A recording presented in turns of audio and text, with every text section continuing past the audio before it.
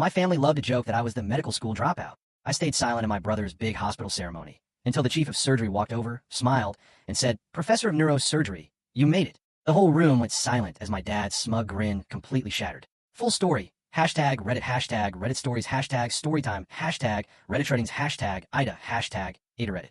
They called me the family disappointment, the medical school dropout, a stain on our prestigious legacy. But then, in the most public way possible at my brother's moment of glory, a single sentence shattered their entire perception of me, and my father's smug grin absolutely crumbled. My name is Alex Miller, and for years, my family genuinely believed I was a medical school washout. I was 35, standing in civilian clothes at the back of my younger brother Ben's residency commencement ceremony, practically invisible. The irony? It was so thick you could choke on it. See, I wasn't a dropout. I was, and still am, a professor of neurosurgery, heading a top-secret research division. My work was so cutting-edge, so sensitive, it demanded absolute discretion.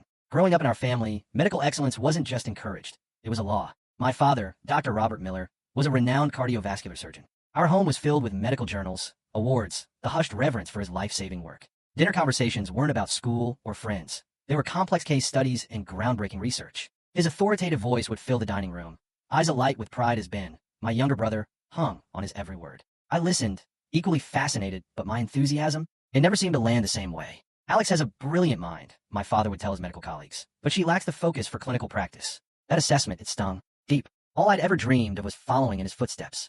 I spent countless hours in the lab, devoured every anatomy textbook, applied to the top medical schools with a perfect academic record. When I got into Harvard Medical School, it was one of the proudest days of my life. My father actually hugged me, a rare enough occurrence to make that moment monumental. "Don't waste this opportunity," he'd gruffly said, his voice thick with what I desperately hoped was emotion. Medical school was everything I'd envisioned. Challenging, fulfilling, and I excelled, especially in neuroanatomy and experimental surgical techniques. What my family never knew was that during my third year, a team from the secret Blackwell Institute for Advanced Neurological Research quietly approached me. They'd noticed my unique aptitude for complex problem solving and my innovative approach to neural pathways. They offered me a position in a highly classified program, requiring immediate transition and absolute secrecy. The program demanded a cover story, and they suggested the simplest one. I dropped out of medical school. It was believable enough. Many talented students didn't make it through the grueling demands, and it would draw minimal attention. I agreed, believing my family would eventually learn the truth when my assignments allowed. I couldn't have been more wrong. "I just don't understand how you could throw it all away," my mother, Martha,